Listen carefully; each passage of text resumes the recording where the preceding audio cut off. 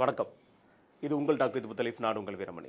அண்ணாமலை அவர்களுடைய முதல் மாநில மாநாடு, அது மண்டல மாநாடா பொள்ளாச்சி மாவட்ட மாநாடா எப்படி சொல்ல தெரியல. அவ்வளோ பெரிய கூட்டம், மக்கள் வரவேற்பு.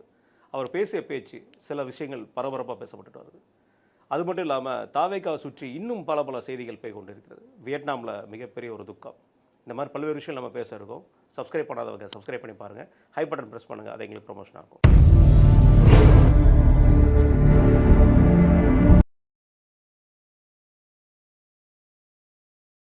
வணக்கண்ணே. வணக்கம். நிகழ்ச்சியை தொடங்குறதுக்கு முன்னாடிண்ணே, நேற்றும் சனிக்கிழமையும் சரி மிகப்பெரிய லெவலில் ஒரு துக்கமாகவே முடிஞ்சிருக்கு. நேற்றும் ஒரு பேருந்து விபத்தில் 5 பேர் உயிரிழந்திருக்காங்க. வியட்நாமில் மிகப்பெரிய ஒரு 10 பேர்கிட்ட இறந்து போயிருக்காங்க. இந்தியர்களாக பார்த்தா ஒரு 40 பேர்கிட்ட இறந்துருக்குறாங்க. இது அது மட்டும் இல்லாமல் ஈரான் இஸ்ரேல் பிரச்சனையில் அமெரிக்கா மிகப்பெரிய தாக்குதல் அங்கேயும் நடத்தியிருக்காங்க. இப்போ உயிர்கள் பிரிஞ்சிட்ருக்கு. இது எல்லாருமே ஒரு ஆழ்ந்த இரங்கல் நம்ம கண்டிப்பாக தெரிவிக்கணும். நீங்கள் உங்களோட இரங்கல்ல கண்டிப்பாக அது ஒரு செல்ஃபோன் நிறுவனம் தன் டீலர்களுக்கான ஒரு இன்பச் சுற்றுலாவை ஏற்பாடு பண்ணது. கடைசியில் ஒரு 40 குடும்பங்களுக்கு அது துன்பச் சுற்றுலாவாக மாறிவிட்டது. அதில் என்னென்னா, அந்த அலையுடைய அந்த அந்த வேவ் லென்த்துக்கு ஏற்ற மாதிரி அந்த படகு எனக்கு என்னென்னு பண்ணதில் கிட்டத்தட்ட பல நாடுகள்லேருந்து கூட்டு வந்திருக்காங்க போல். இந்தியாவிலேருந்தே கிட்டத்தட்ட 400-500 பேர் இருக்காங்க. அப்படி வந்ததில் படகு கவுந்ததில் அவங்க படகு கீழே மாட்டிக்கிட்டாங்க. அப்போ அதுவும் போட்டு அழுத்தம். அதுலேருந்து வெளியே வர்றதுன்றது ரொம்ப திறமையான ஆட்கள் தான். மற்ற எல்லாருக்கும் அது முடியாது. அதில் தமிழ்நாட்டை சேர்ந்த 10 பேர்கிட்ட நம்ம தமிழக அரசு சந்தோஷ் அதிமானின்ற டிஐஜி, சேலம் டிஐஜி அவர்களை அனுப்பிச்சி பாடியை ரெக்கவர் பண்ணி கொண்டு வரதுக்கான ஏற்பாடு நேற்று இறங்கிச்சுன்னு நினைக்கிறேன். இங்கே மும்பை இறங்கிட்டாங்க. இங்கே சென்னைக்கும் கொண்டு வரதுக்கான ஏற்பாடுகள் நடந்துகிட்டு இருக்குது. பெரிய இதுதான். அதே மாதிரி நேற்று திருவள்ளூர்கிட்ட ஒரு 3 வயது குழந்தையோட ஒரு அப்பா நடந்து போயிட்டுருக்கார். அந்த நேரம் அந்த ரோடுக்கான ஒரு பைப்பு, அந்த இரும்பு அதை கட்டி தூக்கிட்டு இருக்கானுங்க போல் கிரேனில். அந்த கயிறு அறுந்து விழுந்து அவர் கூட்டு போகிற அந்த குழந்தை மேலே கரெக்டாக விழுவும். அவருக்கு ஒரு அடி இல்லை, குழந்தை அப்படியே அந்த ஸ்பாட்டை விட்டு அஜாக்கிரதையாக ஈடுபட்டதாக 3 பேர் கைது. என்ன கைது பண்ணி அந்த குழந்தை வருமா? அவங்க ஒரு செகண்டு இந்த சைடு அவர் இழுத்துருந்தாலோ, இத்தனைக்கும் அவரோட சாலையுடைய அந்த ஓரம் தான் குழந்தைய கூப்பிட்டு வர்றாரு. இவர்களாவது அந்த பார்க்குறதுக்கு எவ்வளோ துடிச்சு வச்சுருக்கோம். ஒரு செகண்ட் முடிஞ்சிச்சு. அப்போ இந்த மாதிரி உயிர்ன்றது நமக்கு செய்தி, அந்த குடும்பத்துக்கு வாழ்நாள் இழப்புன்றது தான் மிகப்பெரிய ஒரு வேதனை. ரைட்ண்ணே. இது மட்டும் இல்லாமல் ஜானகி அம்மாவோட மறைவு நமக்கு தெரியும். அந்த பாடல்கள் ஆகட்டும், அவங்களுடைய நடவடிக்கைகள் ஆகட்டும், அவங்களோட ஆக்டிவிட்டீஸ் ஆகட்டும், எல்லாத்தையும் விட அவங்களுடைய பர்சனல் லைஃப்பில் அவங்க நீந்தி வந்த விஷயமாகட்டும், எல்லாருக்குமே ஒரு முன்னுதாரணமாக இருக்கக்கூடியது. அவங்களும் இழந்திருக்காங்க. உங்களுடைய இரங்கல்ல. ஆந்திராவில் பிறந்து தமிழ்நாட்டில் காலூன்றி கன்னடத்தில் வளர்ந்து கேரளா உட்பட பல மாநில பாடல்களை பாடி கடைசியில் கர்நாடகாவில் மைசூர்லேயே செட்டில் ஆகி தான் இறந்த பிறகு இங்கே தன்னை புதைக்கணும், வேண்டி தகனம் செய்யணும்னு கேட்டு அவங்களுடைய ஆசையை, இறுதி ஆசையை அந்த அரசு மரியாதையோடு நிறைவேற்றியிருக்காங்க. அவங்க கிட்டத்தட்ட 1958 பாடிட்டு இருக்காங்க. எனக்கு தெரிஞ்சு எஸ்பி பாலசுப்ரமணியத்தை செலக்ட் பண்ணது முதல்ல அவங்க தான். ஒரு கல்லூரி விழாவில் எஸ்பி பாலசுப்ரமணியம் பாடுறாரு, போட்டி, இவங்க தான் ஜட்ஜு. ஆனால் அந்த மற்றவர்கள் இன்னொருத்தர் கொடுக்குறாங்க. இவங்க இல்லை, இவர் தான் அந்த மாணவர் தான் நல்லா பாடினாருன்னு எஸ்பி பாலசுப்ரமணியத்தை இவங்க அந்த இது ஜட்ஜாக இருந்தால் அதை தேர்ந்தெடுக்கிறாங்க. கெஸ்ட்டு நினைக்கிறாங்க, ஜட்ஜிங்க வேறு எது தேர்ந்தெடுத்தாங்க. அதை எஸ்பிபியை குறிப்பிட்டிருப்பார். அன்றைக்கி எஸ்பிபி நினச்சி பாடினார். இவங்களோட இணைஞ்சி பல பாடல்களை நம்ம எல்லா மொழிகளையும் பாடுறது மட்டும் இல்லை, அவங்கள கிண்டல் பண்ணுறது எல்லா இதுவும் அவர் சொல்லியிருக்காரு. சின்ன நோட்டு வச்சு தான் பாடுவாங்க. மற்றவங்களாம் அந்த இது வச்சுருப்பாங்க, இவங்க லூண்டு நோட்டு, அதில் தான் எல்லாமே இருக்கும். அந்த நோட்டை பிடிங்கிட்டு போயிடுவேன். செம்ம கோவம் இளையராஜாட்ட சொல்லுவாங்க. காரில் கோச்சிட்டு போய் உட்காந்துருவாங்க. இளையராஜா என்னை திட்டுவார், போய் சமாதானம் பண்ணி கூப்பிட்டு வாடா, நீ வாட்டில் ரெக்கார்டிங் டைமில் அந்த மாதிரிலாம் பண்ணிக்கிட்டு இருக்கிறேன். அப்புறம் போய் கூப்பிட்டா அது அவங்க எப்படி பண்ணுவாங்களோ அதெல்லாம் பண்ணி காமிப்பார். அப்புறம் ஒரு 4 சைடும் போய் கெஞ்சி கூத்தாடி கூப்பிட்டு வருவோம். அந்த மாதிரி ஜாலி இதெல்லாம் நடக்குது. பன்முக திறமை உள்ளவர்கள் 40,000 பாடல்கள் மேலே பாடியிருக்காங்க. கிட்டத்தட்ட ஒரு 12 மொழி 12 மொழி வரைக்கும் பாடியிருக்காங்க. ஆகச்சிறந்த பாடகி. அதாவது அவர்களால் தெலுங்கில் கால் ஊன்றுறாங்க, தமிழில் முடியல. பி சுசீலாவுடைய ஆதிக்கம். 80கள் வரையில முடியல. கன்னடம் பக்கம் மலையாளத்தில் அதிக பாடல், கன்னடத்தில் தான் அதிகம். நிறைய பாட்டு படிக்கிறாங்க. அதில் வந்து விழியிலே உன் விழியில் மௌன மொழி அது என்ன பாட்டு? பேசும் கண்கள், அது கன்னடத்தில் வந்து ஆனந்த் நாக்னு நினைக்கிறேன் கூட நடிச்சது. அந்த பாட்டு எஸ்பிபி மூலம் பாடுறது இன்றைக்கும் அது பயங்கர ஹிட்டு. அந்த பாட்டு தமிழில் அந்த டியூனு டியூனர் இப்போ அது கன்னடத்தில் தான் அவங்க அதிகம். கன்னடத்துடைய அம்மாவாக அவங்க பார்க்கப்படுறாங்க. எல்லாருக்கூடையும் அங்கே பாடியிருக்காங்க. ஜிகே வெங்கடேஷ்கிட்ட தான் அதிக ஒரு இது. அப்படி பண்ணும்போது தான் அங்கே உதவியாளராக இருந்த இளையராஜா பழக்கமாகுது. அந்த எரா முடிஞ்சு 80s ஆரம்பிக்கும் போது இளையராஜா இங்கே அந்த 70களுடைய பிற்பகுதியில் அன்னக்கிளி படத்துக்கு இசையமைக்கும் போது ஜானகி அம்மாவை 3 பாடல்கள், அன்னக்கிளி ஒன்றை தேடுத, மச்சானம் பார்த்தீங்களா, அந்த பாட்டு அது வந்து சூப்பர் டூப்பர் ஹிட்டு. இளையராஜாவுக்கு பெரிய அளவுக்கு ஒரு மார்க்கெட்டை கொடுத்துச்சு. அதற்கு பிறகு எஸ்பிபி, ஜானகி, இந்த இதுதான் 90கள் 2000 வரைக்குமே பெருசாக. எவ்வளோ பாடல்கள். நடுவில் சித்ராகுமா. ஏன்னா அவங்கெல்லாம் ஒதுங்கிட்டாங்க, டிஎம்எஸ் ஒதுங்கிட்டாங்க, அவங்க சுசீலா அவங்களும் ஒதுங்கிட்டாங்க. ஆனால் இன்றைக்கி பார்த்தீங்கன்னா சுசீலா தான் 50,000 பாடல் மேலே பாடி கின்னஸ் ரெக்கார்டு இருக்குது. இவர்கள் அடுத்த இடத்துல தென்னகத்துடைய நைட்டிங்கேல் அப்படின்னு, இந்தியாவுடைய நைட்டிங்கேல் லதா மங்கேஷ்கர், தென்னகத்தின் நைட்டிங்கேல்னு சொல்கிறது ஜானகி அம்மா. இதில் என்னன்னு பார்த்தீங்கன்னா அந்த குரல், நீங்கள் ஜெயலலிதா அவர்கள் மறைந்த போது இந்த விஐபி படத்தில் அம்மா அம்மா அந்த அதில் நடுவில் மட்டும் ஜானகி அம்மா பாடுவாங்க. அவங்க ஓய்வு அறிவிச்சிட்டாங்க 2018 சாரி 2018 ஆமாம். அந்த 16 அந்த பீரியடில் இந்த பாடல்கள் அந்த ரொம்ப நாளே கேப் இருக்குது. திடீர்னு அந்த ஒரு கொஞ்சம் தான் வரும் அந்த பாட்டு, கம்மி மட்டும் தான் வரும். நான் போகும் பாதை அது எல்லாருமே இப்போ கிட்டத்தட்ட ஜெயலலிதா மறைவுக்கு அந்த பாடல் பெரியதாக இருந்து எல்லோரும் தமிழகமே அழுதுச்சு அந்த பாட்டை கேட்டு. இன்றைக்கி அவங்களுக்கு அந்த பாட்டு அதுவாக மாறி இருக்கு.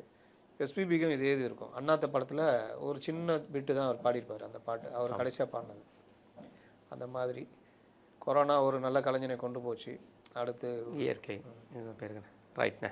அரசியல்ண்ணே, குறிப்பாக அண்ணாமலை அவர்களுடைய மாநாடு நேற்று நடந்தது பொள்ளாச்சியில், போதை ஒழிப்பு மாநாடுங்கிற மாதிரி விஷயங்கள். அவர் ஆரம்பத்தில் இருந்து பேசின விஷயங்களாகட்டும், அவரோட என்ட்ரி ஆகட்டும், எல்லாத்துலேயுமே அவருக்கு உண்டான அந்த மாஸ் அப்படியே பில்டப் பண்ணி கொண்டு போயிட்டாங்க. ஒரு கட்டத்துக்கு மேலே அண்ணாமலை அவர்கள் மேடையில் ஏறி பேச ஆரம்பிக்கும் போது பல விஷயங்களை பேசிட்டு வந்தார். அதில் குறிப்பாக சொல்ல போனால், நான் யார்ட்டையுமே இது வரைக்கும் வாய் திறக்கலைங்க, இந்த அண்ணாமலை யார், ஒரு தேசியவாதியா, ஆமாம் தேசியவாதி அப்படிங்கிற மாதிரியான விஷயங்கள் இருந்து, நான் ஒரு இந்து ஆனால் வீட்டில் கழட்டி வருவேன் அப்படிங்கிற மாதிரி சொன்னதுலேருந்து ஒரு சமுதாய சீர்திருத்தத்தை நோக்கி போகிற மாதிரி ஒரு கேரக்டரை அழகாக புஷ் பண்ணி கொண்டு போகிற மாதிரி தெரியுது அண்ணாமலை அவரோட பேச்சு. எந்த இடத்துல தடுமாற்றம் பார்த்தீங்களா, எப்படி பார்க்குறீங்க அவரோட பேச்சை? நான் எங்கேயுமே தடுமாற்றமாக பார்க்கல. அண்ணாமலை ஒரு ரூட் போட்டு அதில் நகர்ந்துட்டுருக்கார். நீங்கள் 2011க்கு பிறகு 6-11 ஒரு மாதமான ஆட்சி, அதுக்கு பிறகு 11 to 16 ஜெயலலிதா ஆட்சி, ஜெயலலிதா ஆதிக்கத்தில் இருக்காங்க. 16 2 பேருமே கிட்டத்தட்ட 2 ஆளுமைகளும் இல்லை. அதற்கு பிறகு 16க்கு பிறகு ஒரு மாதமான ஒரு நிலைமையை தமிழகம் சந்திக்க ஆரம்பிச்சது. ஆனாலும் 17 to 21 ஓரளவுக்கு பரவாயில்லன்னு சொல்லலாம். 2000 இல்லை அந்த மோசமான நிலைமைனா ஒரு தலைவர்கள் மத்தியில் சொல்கிறீங்களா? தலைவர் இல்லாத தமிழ்நாடு 2016க்கு பிறகு தலைவர் இல்லாத தமிழ்நாடுனா, தலைவர் இல்லாத அரசியல் மாண்புலேருந்து ஊழல் மற்ற விஷயங்கள்லேருந்துமே கொஞ்சம் அதிகமாக போனது தான். அதில் இந்த 21-26 கடுமையாக போச்சு. அவர்கள் பிரிவுலையும் அது நடந்தது, இயற்கை வள கொள்ளையிலேருந்து எல்லாமே. அப்போ இந்த மாதிரி அங்கேயாவது சட்டம் ஒழுங்கு கொஞ்சம் ஓரளவு இருந்தது. 21-26 போதை மாநிலமாக தமிழகம் மாறிவிட்டது. ஒரு பக்கம் கனிம வள கொள்ளைகள், இயற்கை கொள்ளைகள், சுற்றுச்சூழல் பாதிப்பு, இந்த ராம்சார் நிலங்கள், அந்த மாதிரி இயற்கையை பற்றி கவலைப்படாத போக்கு. இன்னொரு பக்கம் நம்முடைய தலைமுறையை பற்றி கவலைப்படாத ஒரு மோசமான போக்கு. இதில் இந்த 2 திராவிட கட்சிகள் மேலேயும் பொதுமக்களுக்கு ஒரு கடுமையான கோபம். ஆனாலும் ஒருத்தர் போனால் இன்னொருத்தர் வருவார், இன்னொருத்தர் போனால் இன்னொருத்தர் வருவார். இவர் 5 வருஷம் இவரை நல்லவராக்குவார், இவர் 5 வருஷம் இவரை நல்லவராக்குவார். வந்த பிறகு பார்த்தீங்கன்னா அந்த சிஸ்டத்தில் எந்த மாறுதலும் இருக்காது, அப்படியே தான் இருக்கும். இவர்களுக்குள்ளேயும் பிஸ்னஸ்ஸு அது இதுன்னு எல்லாமே வரும். வெளியே தான் அந்த சண்டை கண்டலாம், நான் விடமாட்டேன் அது இதுன்னு அவ்வளோ பேசிட்டு லாஸ்ட்டில் திமுக அதிமுக ஒன்றா சேர்ந்து ஆட்சி அமைக்கிற லெவலுக்கு போனாங்க. அப்போ இந்த மாதிரி ஒரு சூழ்நிலையில் ஜனங்க வந்து வெறுத்துட்டாங்க, மாற்றத்தை தேடுறாங்க. அதை கமல்கிட்ட தேடினாங்க, சீமான்கிட்ட தேடினாங்க, விஜயகாந்த்கிட்ட தேடினாங்க, அண்ணாமலைட்டையும் தேடினாங்க. ஆனால் பெரும்பாலான ஆதரவு கிடைக்கல. அண்ணாமலைக்கு ஒரு பிரச்சனை என்னென்னா பாஜக வந்தது. இந்த நேரத்தில் தான் விஜய் வராரு. மொத்தமாக குத்திட்டு போயிடுறாங்க. 35%. 2 திராவிட கட்சிகளை சேர்த்தாலும் ஈடாகாத அளவுக்கு வெற்றி. தனி பெரும்பான்மை கிடைக்கல. அதுக்கு பல காரணங்கள் உண்டு. விஜய் முழுமையாக பிரச்சாரம் பண்ணியிருந்தால் வட மாவட்டங்கள்லாம் கிடச்சிருக்கும். அப்போ அந்த மாதிரி பல பிரச்சனை. அவங்கள கேட்டால் எங்களுக்கு போலீஸ் எவ்வளோ தொல்லை கொடுத்தாங்க, ஒரு கரூர் மாதிரி பல கரூர் நடந்திருக்கும் அப்படின்னு அவங்க சைடு. இந்த மாதிரி பல விஷயம் வச்சுக்கோங்க. ஆனாலும் அந்த கேப்பு 108 கொடுத்தது நல்லது தான் நான் பார்க்குறேன். திமுகன்ற கட்சி அந்த கூட்டணியை வச்சுக்கிட்டு மிரட்டிட்டு இருந்தது. அந்த பலத்தை சம்மட்டி அடி விழுந்து இன்னைக்கு எல்லாரும் இங்கே வந்துட்டாங்க. அதனால் ஒரு அரசு, இந்த அரசுக்கும் ஒரு கடிவாளம் போடுற மாதிரி கூட்டணி கட்சிகள் இருக்குது. இவர்கள் சொன்னதை ஒரு 30% செய்கிறாங்க அப்படின்றது மக்களுக்கு ஒரு சந்தோஷம். கரப்ஷன் கலெக்ஷன் இல்லாத ஒரு கவர்மெண்ட் நகருது அப்படின்றப்ப சந்தோஷம். அப்போது இதற்கு மாற்று அரசியல் என்ன அப்படின்னு பார்த்தா அதே பாணியில் திமுக அதிமுக அரசியல். இவ்வளோ நாளாக அவர் எடப்பாடி கூட பேசாமல் இருந்தார். இப்போ நேற்று அவரும் அந்த ஆட்சி கவிழ்ந்துருன்றாரு. கூடிய விரைவில் கவிழ்ந்துருன்றாரு. அவரும் அனிதா ராதாகிருஷ்ணன் பாஜகவோட கூட்டணி, நாங்கள் மத்திய அமைச்சராகவும். இல்லை, அது நம்ம மெதுவாக பேசணும். ஏன்னா அது எப்படிப்பட்ட விஷயம்னு எனக்கு தெரியல. அது மிகப்பெரிய ஒரு காமெடியை பண்ணிட்டு போயிட்டாரு. காமெடியர்கள் காமெடி தான் பண்ணுவாங்க. அப்போ திமுகவுடைய அந்த ரூட்டும் ஒரு இந்த அரசுக்கு ஒரு டைம் கொடுக்கணும். அதுவும் இல்லாமல் எதை அரசியல் பண்ணணுன்றதுன்னு தெரியாது. எதையாவது பண்ணிக்கிட்டு ஈயடிச்சாங்க காப்பி பண்ணிக்கிட்டு அதனால ஜனங்க இன்னும் கொஞ்சம் தான் இவங்களை புறந்தள்ளுற நிலமை.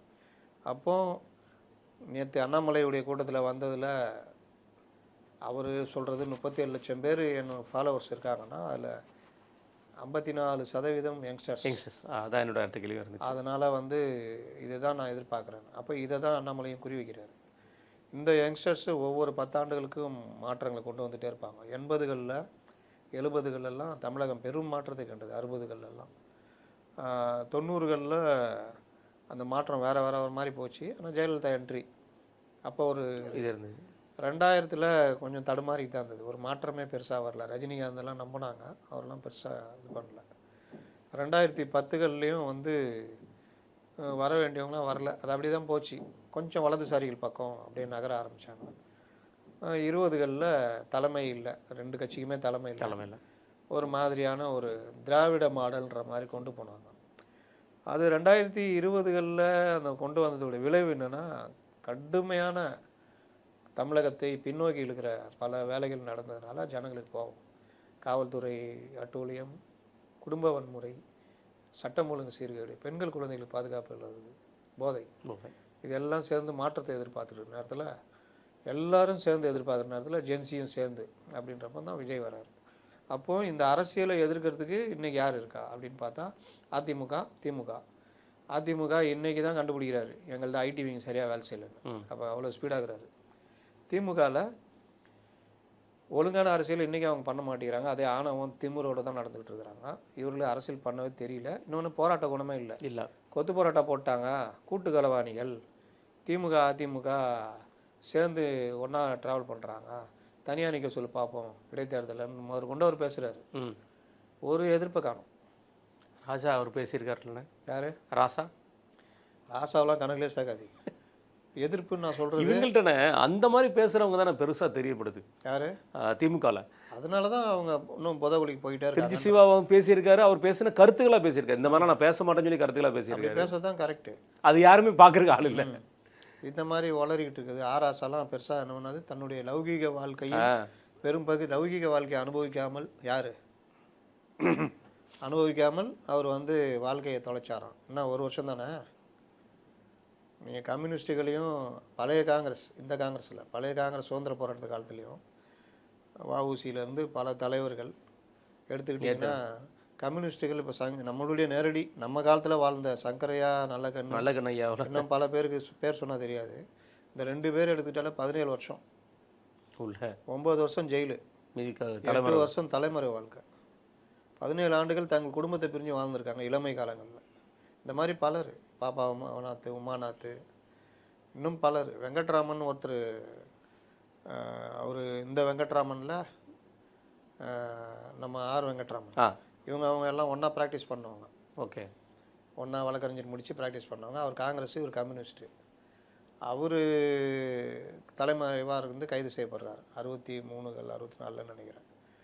அப்புறம் வெளியில் வந்தவர் தலைமறைவாகிறார். மனைவிக்கு உடம்பு சரியில்லைன்னு வெளியில் வராரு, தலைமறைவாகிறாரு, மறுபடியும் பிடிச்சிடுறாங்க. ஜெயிலில் போட்டு மனைவி இறந்து போயிடுறாங்க. ஆனால் மனைவியை பார்க்க விடல. இந்த மாதிரிலாம் எவ்வளோ துன்பங்கள் இது ஊசி பார்க்காத விஷயம்.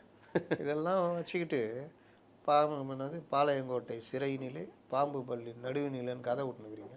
அது நீங்கள் போட்ட ட்விட்டே போதும். அந்த பாளையங்கோட்டையிலேயே உண்மையிலேயே சிறையில் இருந்தது கண்ணதாசன். ஆமாம், நீங்கள் அந்த கள்ளக்குடி போராட்டம் அதிக நாள் சிறையில் இருந்தது கண்ணதாசன். அவருடைய வருமானம் போச்சு, தொழில் போச்சு, அவருடைய குடும்ப நடுத்தருக்கு வந்துச்சு, கட்சியிலையும் பேர் இல்லை. 40 நாள் 30 நாள் இருந்தவங்கலாம் பெரிய பேர். கள்ளக்குடி கொண்ட கருணாநிதி வாழ்கவே இன்னை வரைக்கும். ஆனால் கள்ளக்குடி கொண்ட கண்ணதாசன் ஒழிக்கவே ஒன்றும் இல்லாமல் போனார். இதுதான் இவர்களுடைய அரசியல். அதனால் இவர்களுடைய இந்த அரசியல் இன்றைக்கும் இதே மாதிரி தியாகம் அது இதுன்னு உருட்டிகிட்டு இருந்தா சிரிக்கும். நான் அதனால தான் காண்டாகி இந்த தங்கப்பதக்கம் எடுத்து போட்டது.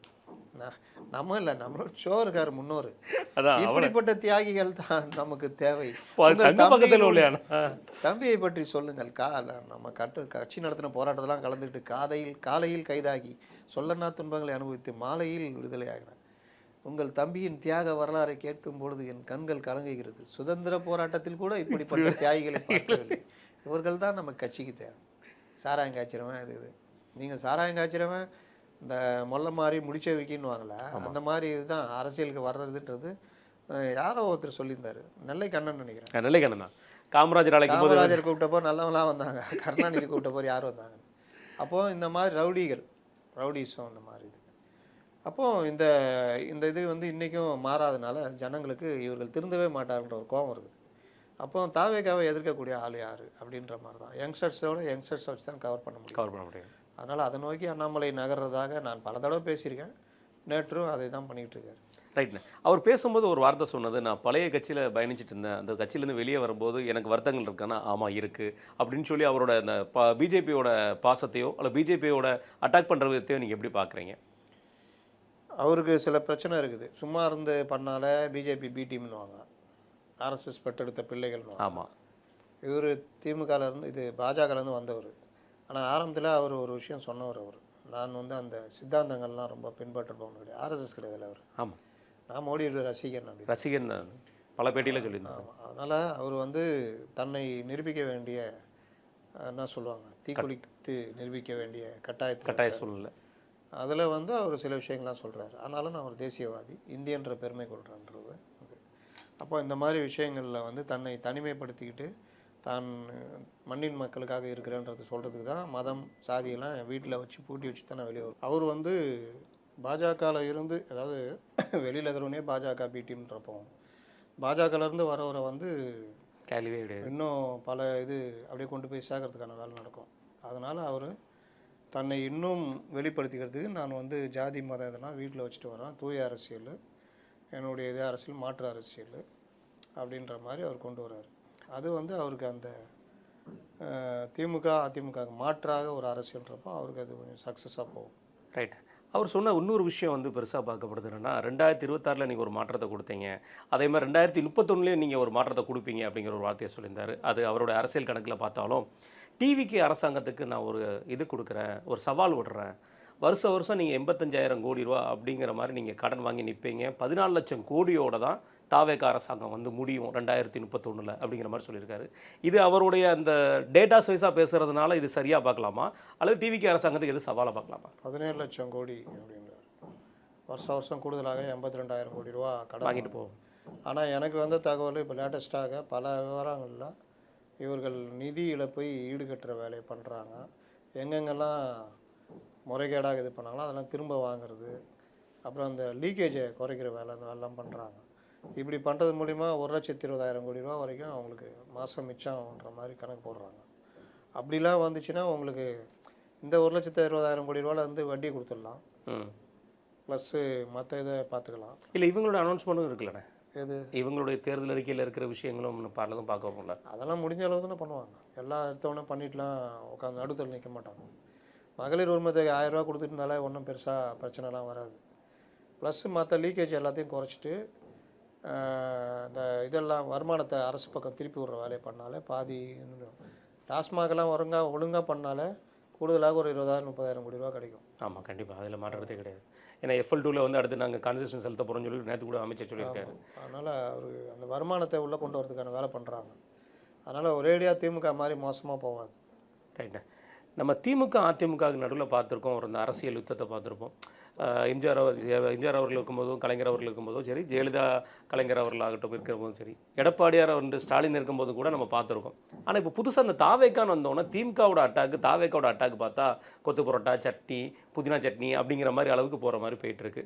தாவேக்கா நம்ம போய் பார்த்துக்கும்போது கரூரில் பேசினது முதல்வர்கள் பேச்சுக்கு எதிர்ப்பதமாக பேசுகிறதுக்கு அனிதா ராதாகிருஷ்ணன் அவர்களுடைய பேச்சாகட்டும், RS பாரதி அவர்களுடைய பேச்சாகட்டும், அவர்கள் எல்லோருடைய பேச்சிலையும் பார்க்கும்போது தாவேக்காவை எப்படி ஹேண்டில் பண்ணணும் தெரியாமல் ஹேண்டில் பண்ணுறாங்களா, அல்லது மீண்டும் மீண்டும் தாவேக்காவை ஒரு பர்சனல் வாய்ஸாக அடிக்கிறது, பேர் வச்சு பேசுகிறது, அதெல்லாம் எப்படி பார்க்குறீங்க நீங்கள்? கொத்து பரோட்டா இதெல்லாம் பேசினார். அது அவர் ஆரம்பத்துலேருந்து பேசிட்டு வர்றாரு. அவர் ரொம்ப இலக்கிய இதுவாக பேசிக்கிட்டு வந்துட்டு திடீர்னு கொத்து பரோட்டான்னு பேசினார்னா அது மாற்றம்னு சொல்லலாம். நான் என்ன கேட்குறேன், எரிதடி மாலா ஃபேனா மத்து அப்படின்ற வார்த்தை ரொம்ப சாதாரணமாக பேசியிருந்த ஒரு திமுக தலைவர் தான் இந்த வார்த்தையெல்லாம் பேச ஆரம்பித்தார். ஆமாம், அவர் சங்கிலி கருப்புலாம் பேசிக்கிறது, ஆளுநரை அவன் இவன்லாம் பேசுகிறான். ஆமாம், இது இன்றைக்கி தான் அப்படின்னு பார்த்தா திமுகவுடைய டிஎன்ஏ காமராஜரை அண்டாங்காக்கா அது இதுன்னு கொள்ளுக்கப்பட்டார், அது இதுன்னு ராஜாஜி எல்லாம் பேசுனது. ரெண்டாவது டைவர்ட் பண்ணுறது, இது ஒரு பார்ட்டு. இன்னொன்று திராவிடம் எங்கே இருக்கிறது அப்படின்னு அனந்தநாயகி கேட்ட பொழுது நாடாவை விலக்கி நாடாவின் முடிச்சை அவிழ்த்து பாவாடை விலக்கினால் உள்ளே தெரியும் திராவிடம் அப்படின்னு.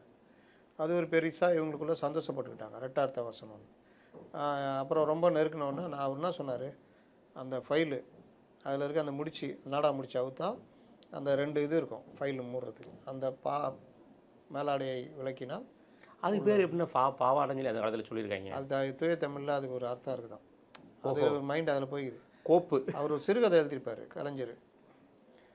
தந்தையோ மனைவியை இழந்தவர், மகளோ கல்யாணமாகாத முதிர்கண்ணி, நள்ளிரவிலோ இடி மின்னல் மழை அன்று நடந்ததோ அப்படின்னு சிறுகதை இல்லை. அப்பா போலீஸாக இருப்பார், ஓகே, பொண்ணுக்கு கல்யாணம் பண்ணி வைக்க பார்ப்பாரு, முடியாது.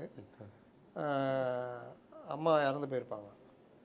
அந்த நள்ளிரவு நல்லா இடி மின்னலோட மழை இருக்கும். இது ரஜினி என்ன தம்பிக்கு எந்த ஊரில் படித்த மாதிரில இருக்குது, பாப்பா போட்டா தாப்பா. உண்மை, அந்த கதை இன்னும் இருக்குது. அதை எழுதினவர் தான் ஒரு குப்பை தொட்டியோ ஏதோ ஒன்று, குப்பை தொட்டி பேசுகிற மாதிரி ஒரு கதை எழுதியிருப்பார், நல்லாயிருக்கும் அந்த கதை. அதை எழுதின ஒரு கலைஞர் தான் இதையும் எழுதினார். அதனால் இவர்களுக்கு உள்ளேயே அந்த அதெல்லாம் புத்தக கண்காட்சியில் வராதானே, கலைஞர் படைப்புகளில் இருக்குது, அது ஒன்றும் எடுத்து போட்டுன்னு இருக்காங்க, இன்னும் போட்டுட்ருக்காங்க. ரைட்ண்ணா. அனிதா ராதாகிருஷ்ணன் அவரோட பேச்சில் இன்னும் 6 மாதத்தில் ஆட்சி கலைஞ்சிரும் அப்படிங்கிறத சொல்கிறது நியாயங்களாம். ஒரு வார்த்தை அது மீறி திருச்சி சிவா அவர்கள் வந்து நாடாளுமன்ற உறுப்பினர் திருச்சி சிவான்னு சொன்னார் முதல்ல. அவரும் 6 மாதத்தில் அமைச்சராக இருக்க வாய்ப்பு இருக்குது, மத்திய அமைச்சராக வாய்ப்பு இருக்குது அப்படிங்கிற ஒரு வார்த்தையும் சொல்லியிருக்காரு. என்ன தன்னை மறந்து பேசுகிறது அனிதா ராதாகிருஷ்ணன் அவர்களுக்கு பழகி போச்சு, இது எப்படி பார்க்குறது? தவளைத்தான் வாயால் கெடும் அப்படின்னு இது சொல்லுவாங்க, கத்திரிக்காய் முத்துனா கடத்திற்கு வந்துடும். அந்த மாதிரி இவர் தவளை தான் வாயால் கெடும்னா பாம்பு, ஆனால் அது பழமொழிக்கும் சயின்ஸுக்கும் சம்மந்தம் இல்லை. பாம்பு தேடிட்டு இருக்கும்போது தவளை கத்தி தன்னுடைய இடத்த காமிச்சிடும், வாயால் கெட்டோமா. பாம்பு காது கிடையாது, அதனால் அது உணர்வு, அந்த கீழே இருக்கிற அந்த உணர்வு மூலிமா தான் அதை கண்டுபிடிக்கணும், கண்ணு பார்வை. தவளை தன் வாயால் கெடுன்ற மாதிரி இவர்கள் நீங்கள் ஆட்சி கவுந்திரன்னு சொல்கிறதே பெரிய ஹம்பக்கு. ஆனால் இவர்களுக்குள்ளே ஓடுற அந்த ரகசிய கூட்டு இருக்குல்ல, அது தன்னை அறியலாமல் வளர்கிறாங்க. அதில் வளரல ஒன்று தான் இது பாஜக கூட்டணி, பாஜகவோட சேர்ந்து மத்திய அமைச்சர்னு. நீங்கள் பார்த்தீங்கன்னா இது வரைக்கும் இடி எங்கேயுமே வரலையே. இந்த ஆட்சி மாதிரி 60 நாள் ஆகுது, 2-3 பெரிய கேஸுக்கு ஓப்பன் கொடுத்துட்டாங்க. அங்கே ஆளுநரும் சில கேஸுக்கு அனுமதி கொடுக்க மாட்டேங்கிறாரு, அமலாக்கத்துறையும் சில கேஸுக்கு உள்ளே வர மாட்டேங்குது. ஏவாவல் கேஸ்லாம் அமலாக்கத்துறை எப்போ வந்திருக்கணுமே, ஏன் வராமலும் இருக்குது. இது வந்து பாஜகவோட கூட்டணி இருக்க அமைக்க போகிறோம் அப்படிங்கிற ஒரு கான்செப்ட் இருந்தால் உடனே மேல்மட்டம் லெவலில் தானே இருக்க வாய்ப்பு இருக்கும். அது எப்படி வெளியே அனிதா ராதாகிருஷ்ணன் சொல்லியிருப்பாங்க, அவர்கிட்ட ரூட்டை கொடுத்துருப்பாங்களோ, ஆனால் நீ நல்லா ஃபிட்டாக நின்று மீதியை பார்த்துக்கலாம். பிஜேபி கூட போகிறேன் அப்படின்னு. ரைட்ண்ணே. இதில் இருக்கும்போது ராசா அவருடைய பேச்சு முட்டாள் முதல்வர் அப்படிங்கிற வார்த்தையும் பயன்படுத்திட்டார். ஆமாம், நீ நாதாரினாரு, நீ முட்டாள்றாரு. நடவடிக்கை எடுக்கலன்னா அப்படி தான் பேசுவார், இன்னும் பேசுவார். இல்லை, இப்போது அவர் மேலே பெரம்பலூரில் கேஸ் கொடுத்துருக்காங்க. ஆனால் நாடாளுமன்ற உறுப்பினருங்கிற வரும்போது அவருக்கு அங்கே இது அப்ரூவல் வாங்கிட்டு வந்து அவரை கைது செய்ய முடியாது, அந்த மாதிரி ஒரு இது இருக்குல்ல. எப்படி பார்க்குறீங்கண்ணா அவரோட பேச்சு இன்னும் நாராசமாக போயிட்டு இருக்க அளவுக்கு போயிட்டு? அவ்வளோதான், நீங்களே சொல்லிட்டீங்களே. நாராசம். ஜனங்க எப்படி பார்ப்பாங்க? முட்டாள் முதல்வர்னா ஜனங்க ஏற்றுக்குவாங்களா? நீங்கள் தான் முட்டாள்னு வாங்க. ஏன்னா ஜனங்க வந்து இவங்களை தேர்ந்தெடுத்துட்டாங்க. எல்லாரும், அதாவது ரஜினி ஒரு தடவை சொன்னார், ஒருத்தனை எல்லாரும் சேர்ந்தெடுத்தா யார் பெரிய ஆளுன்னு கேட்டாங்க. இன்றைக்கி தாவேகா தான் பெரிய ஆள். ஒருத்தர் காய்ந்த இலை சருகுகள் வந்து ஒட்டிக்கிட்டு இருக்குது, அதனால தான் இது இவர் வந்து இவருடைய ஆட்சி வந்து இரவல் ஆட்சி அதுன்னு பேசுகிறார். இரவல் ஆட்சியோ உறவல் ஆட்சியோ ஆட்சி தானே. 108 வந்திருக்குது, உங்களுக்குலாம் என்ன வந்துருக்குது? அவருக்கு என்ன டிடிவி கோவம்னா ஒன்று கண்ணு வச்சுருந்தேன், அதை தூக்கி போயிட்டாங்களே அப்படின்னு. ரைட்டு. அதில் ராசா அவர்களோட பேச்சு தன்னுடைய தலைவரை வந்து தூக்கி பிடிக்கிற கான்செப்டில் சில விஷயங்களை பேசியிருக்கிறாரு. அதை எப்படி பார்க்குறீங்க? உன்னோட 24 வயசில் நீ என்ன பண்ண, எங்கள் தலைவர் என்ன பண்ணாருன்னு சொல்லி பேசியிருக்காரு. இதுக்கு நம்ம எதெல்லாம் உதாரணமாக எடுத்து பேசலாம்? தலைவரை பற்றி பேசணும்னா நம்ம அந்த மாதிரி போகிறது கிடையாது, அதனால் ஜனங்களுக்கு தெரியாது கிடையாது. லௌகீக வாழ்க்கையை துறந்தான் பிடிச்சி உள்ளே போட்டாங்க. இல்லை, கடைசியில் என்னன்னா இது இது என்ன ஏதோ சொல்லுவாங்களா அந்த மாதிரி இது விற்கிற அளவுக்கு போயிட்டாங்க, லேகியம் விற்கிற அளவுக்கு போயிட்டாங்க, வசிக்கும் அது இதுன்னு சொல்லி லேகியம் விற்கிற அளவுக்கு போயிட்டாங்க. லௌகீகன்னா இல்லற வாழ்க்கை, புரியுது இன்பமான இல்லற வாழ்க்கை. அப்போது அந்த வாழ்க்கையை திறந்து அவர் போயிட்டாருங்க. நான் தான் சொல்கிறேன்ல, இவங்க திமுக பொறுத்த வரைக்கும் நீங்கள் அமெரிக்க அதிபரையே கூப்பிட்டு வந்து இங்கே பதவியில் வச்சாலும் எங்கள் ஆள் மாதிரி கிடையாது. மற்ற இதை கேட்டிங்கன்னா எங்களை அடிச்சுக்க ஆளே கிடையாது. நாங்கள் தான், எங்கள் தலைவன் நேஷ்னல் லெவலில் இன்டர்நேஷ்னல் லெவலில் சிறந்த தலைவன். அவர் கரகம் தமிழ்நாட்டில் பிறந்துட்டார். ஜனங்களுடைய அதிர்ஷ்டம் அவர் திமுக தலைவராக இருக்கார். அந்த லர்ஜி பேசுவாங்க, அவங்களுக்குள்ளேயே திருப்திப்பட்டுக்குவாங்க, எல்லாம் பண்ணுவாங்க. அதில் ஒன்று தான் இது. இவர்கள் வந்து பண்ணதெல்லாம் தியாகம்னு அந்த 50 வருஷம் நீங்கள் பார்த்தீங்கன்னா அவங்க எழுதுனது பேசலாம் பார்த்தீங்கன்னா, கலைஞர் அவ்வளோ பெரிய தியாகி, ஒவ்வொருத்தரும் அடலேறுகள், தியாக மறவர்கள், அது இப்படி தான் கலிங்கத்து பரணி தான் ஒட்டினே இருப்பாங்க. ஆனால் உண்மையான தியாகிகள் அப்படியே இருக்காங்க. தமிழ்நாடுக்கு பேர் வச்சு இவங்க பேர் வாங்கினாங்க, தமிழ்நாடுன்னு தீர்மானம் கொண்டு வந்து. ஆனால் அதுக்கு பேர் வைக்கணும்னு 64 நாள் உண்ணாவிரதம் இருந்து செத்து போனார் சங்கரலிங்கம். அவருக்கு இங்கே சிலை கூட கிடையாது. ஊரில் இருக்க எல்லா ஜாதி தலைவர்களும் சிலை வச்சுக்கிறாங்க, சங்கரலிங்கனாருக்கு சிலையே கிடையாது. கேட்டால் எங்கேயாவது வச்சிருப்பான், மூலையில் வச்சிருப்பான். கரூரில் மணிமண்டபம் கட்டி வச்சிருக்காங்க. கரூரில் ஒரு மணிமண்டபம்.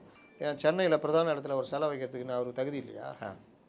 எப்பேற்பட்ட தியாகி. அப்போ தமிழ்நாடுன்றதுக்காக போராடின, தமிழ்நாட்டுடைய எல்லைகளை மீட்டு கொடுத்த வஉசி, அங்கே இவர் நம்ம நேசமணி இதில் கன்னியாகுமரி திருவனந்தபுரத்துலேருந்து மீட்டு கொடுத்தது கன்னியாகுமரி, இங்கே வந்து திருத்தணி, சென்னையை மீட்டு கொடுத்தது இவங்க தானே. ஆமாம், அந்த மாப்போசி இவங்கெல்லாம், அவங்களுக்குலாம் என்ன மரியாதை இருக்குது? ஒரே ஒரு சிலை மட்டும் திறந்தார் கலைஞர் கடைசி காலத்தில்.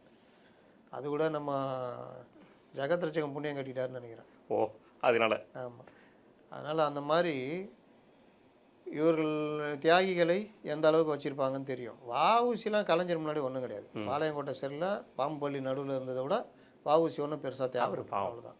லௌகீக வாழ்க்கையை திறந்தது பகத்சிங், ராஜகுரு, சுகதேவ், சந்திரசேகர் ஆசாத், மதன்லால் திங்ரா, இந்த மாதிரி இவங்கெல்லாம் வந்து புத்திசாலி முட்டா பசங்க. ஆமாம், அதாவது அவங்களுக்குலாம் அந்த தெரியல, நாலேஜே கிடையாது.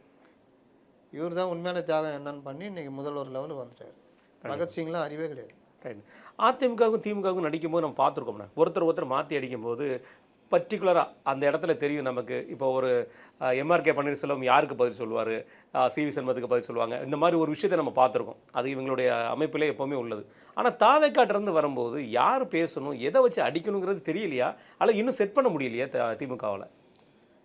எதையும் பண்ண முடியலன்றதுனால தான் கண்டவங்களும் விட்டு பேச விட்றாங்க. அதாவது தாறுமாறாக பேச விட்றது. அவருக்கு ஒன்றும் வரல, செல்ஃப் எடுக்கலை உதயநிதிக்கு, சோபா மாடல் அரசு அதுன்னு அது அப்படியே ஓடினுது. ஆசா வாய் திறந்தாலே நீங்கள் அவர் எந்த அளவுக்குன்னு 2021 தேர்தல் தெரியும். அதனால் அவர் அந்த மாதிரி ஆர்எஸ் பாரதி சொல்லவே தேவையில்ல. அனிதா அரசு புதுசாக கிளம்பியிருக்காரு, காமெடி பீஸ் அது. அனிதா ராதாகிருஷ்ணன் அது ஒரு காமெடி பீஸ். நீங்கள் இப்போ கவனிச்சிருப்பீங்க, அதை நாங்கள் செத்த பாம்பு அடித்தோம், ஒரு கர்நாடக பாம்பு உள்ளே வந்துடுச்சு அப்படிங்கிற மாதிரி சொல்லியிருக்காரு. செத்த பாம்பு கர்நாடக பாம்பு கட்டுவிரியன்னு உங்க கூட இருந்த திருமாவளவன் சொன்னார். அப்போ இதை சொல்வது கட்டுவிரியனா? எப்படி எடுத்துக்கிறேன்னு தெரியல. ரைட்ண்ணே. இதெல்லாம் இருக்கும்போது இன்றைக்கி தாவேக்காவுடைய எம்எல்ஏவாக தேர்ந்தெடுக்கப்பட்டு பெரம்பூரில் முதல்வர் அவர்கள் நம்ம தாவேக்கா கட்சி ஆரம்பிச்சதுலேருந்து நம்ம சொல்லக்கூடிய ஒரு குற்றச்சாட்டு, எல்லா தலைவருக்கும் பயணம் இருக்குப்பா, இவருக்கு என்ன பயணம் இருக்குது, பயணத்தை பற்றி ஏதாவது டீட்டெயில்ஸ் இருக்கா அப்படிங்கிற மாதிரி கேள்வி வரும்போது, இன்றைக்கு முதல்ல நம்ம பார்க்குறோம் முதல்வர்களுடைய பயணம்னு சொல்லிட்டு ஃபுல் கம்ப்ளீட்டாக பெரம்பூர் தொகுதியில் போய் என்னென்ன பண்ண போகிறாரு அப்படிங்கிற ஒரு லிஸ்ட்டோட டிபிஆரில் ரிலீஸ் பண்ணியிருந்தாங்க. பார்க்கவே ரொம்ப அருமையாக இருந்துச்சு. எப்படி பார்க்குறீங்க அவரோட இந்த விசிட்? நான் பார்க்கல, பார்க்கல, காலையிலேருந்து ஷூட்டில் இருக்கு. ஷூட்டில் அதனால் ஏதோ பண்ணுறாங்க, பண்ணட்டும். அதில் எது விமர்சனமோ அதை வைக்கிறோம்.